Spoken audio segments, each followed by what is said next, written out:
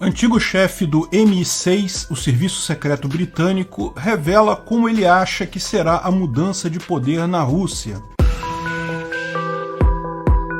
Esse é o Visão Libertária, sua fonte de informações descentralizadas e distribuídas. Sir Richard Dearlove é uma figura conhecida e com muitos contatos no mundo da espionagem. Já foi o chefe do Serviço Secreto Britânico e ainda mantém contatos com muita gente no meio. Portanto, o que ele fala tem ao menos uma presunção de solidez. Não se trata de mero especialista em geopolítica, entre aspas, ou milico de pijama, como muitos que têm comentado sobre a guerra. Lógico, como toda inferência, existe a chance de não acontecer. Ninguém tem bola de cristal. O melhor que as pessoas que entendem do assunto podem fazer é levantar os dados e inferir o que vai acontecer. Mas a ideia de Putin sendo removido do poder devido à doença faz sentido. Na visão dele, a insatisfação dentre os Siloviki com a guerra tem crescido. Siloviki é o círculo interno de Putin, as pessoas que o apoiam diretamente. Entre esses, começa a circular a ideia de que eles terão que agir à revelia de Putin, porque Putin está se mostrando fraco. O exército russo está colapsando na guerra, mostrando fragilidade de tal magnitude que mesmo o enorme esforço de propaganda russo não está conseguindo esconder. Não entenda errado, eles não acham que a guerra é um erro, eles não querem acabar com a guerra, apenas acham que Putin está fraco demais para isso e está demonstrando fraqueza para a Rússia e para o mundo, o que pode estar prejudicando inclusive a Rússia nessa guerra. Os sinais de doença de Parkinson no Putin são evidentes. Tremedeira na mão, pés inquietos, a reunião com Shoigu em que ele precisou agarrar a mesa. Parkinson não é uma doença que debilite o intelecto, mas é uma doença visível demais para a posição de Putin. Ele também está se tratando de câncer. Nesse interim da guerra, ele já precisou se ausentar várias vezes para tratamento. Embora consigam conter essa informação, a visão geral é que Putin está simplesmente falhando. Mafiosos, por mais espertos que sejam, não conseguem enganar a natureza orgânica do nosso corpo e, inevitavelmente, um dia demonstram fraqueza. E fraqueza é fatal nesse meio. Essas conclusões sobre a doença de Putin são corroboradas por um outro artigo de um outro espião inglês, Christopher Steele. Putin está mal a ponto de talvez ter perdido contato com a realidade. Steele aponta uma reunião recente via videoconferência em que ele parecia perdido em determinados pontos. O que os Siloviki estão propondo é que Nikolai Patrushev, um dos mais próximos a Putin, assuma o lugar. Putin iria declarar que está doente ou se internaria em um sanatório para tratamento, talvez contra a vontade, mas isso daí é detalhe. Desse sanatório ele talvez nunca saia, ou pode até sair no futuro, mas jamais teria alguma relevância ou liderança na Rússia. Patrushev assumiria tentando salvar a guerra ou, no mínimo, encerrar ela de forma menos humilhante possível. A expectativa de Sir Dearlove é que isso aconteça nos próximos 18 meses. Não vai passar de 2023 com certeza, independente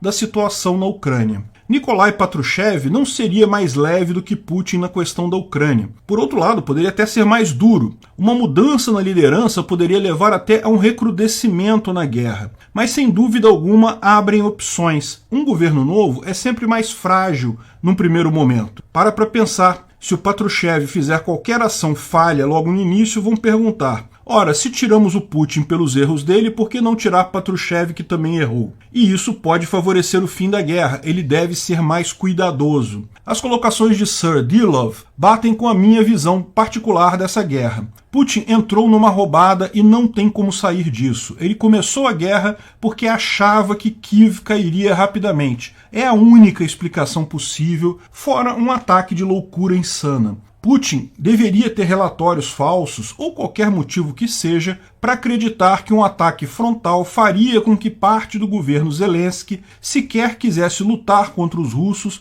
e acabassem por retirar o presidente ucraniano do poder. Talvez acreditasse que por Zelensky ter sido um ator no passado, rapidamente ficaria com medo e fugiria do país. Isso permitiria a eleição ou colocação no poder de um aliado russo, talvez Medvedchuk ou talvez outro qualquer. Tendo um aliado no poder na Ucrânia, Putin poderia negociar facilmente qualquer coisa que quisesse. Uma guerra rápida, sim, as sanções não seriam significativas, sequer haveria tempo para essas sanções acontecerem, e com um novo governo no lugar, uma situação consolidada, não haveria o que fazer. O problema é que tais relatórios eram falsos, o Zelensky não fugiu, o governo não se voltou contra ele, pior, aconteceu o contrário, o governo se uniu em Zelensky, expulsou os traidores e está brigando contra os russos com uma ferocidade inesperada. Putin entrou numa roubada. A guerra no Donbás, ou a fase 2 da guerra, na verdade, é só uma tentativa de salvar a cara. Ele sabe que já perdeu a guerra. Está dizendo agora que era só isso mesmo que ele queria,